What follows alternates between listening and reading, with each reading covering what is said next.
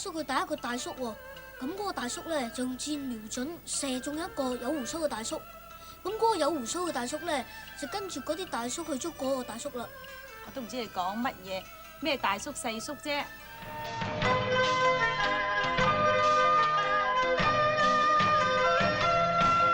呢個女人嘅老公係俾呢個女人嘅老公嘅大佬同呢個女人老公嘅大佬嘅老婆毒死嘅。呢個女人嘅老公嘅大佬同呢個女人老公嘅大佬嘅老婆仲陷害呢個女人，話呢個女人殺死呢個女人嘅老公。好彩呢個女人有個妹仔話俾個女人知，個女人就漏夜走出嚟揾呢個女人嘅二哥。點知呢個女人嘅二哥又爛賭又冇人性，呃晒呢個女人嘅錢，仲將呢個女人賣俾呢個女人嘅二哥嘅同姓兄弟做老婆。後來呢個女人嘅二哥仲抌低埋呢個女人自己走咗去，咁呢個女人咪跟蹤翻嚟咯。家世，家世，家世，你能夠再講快啲，我話你絕啦！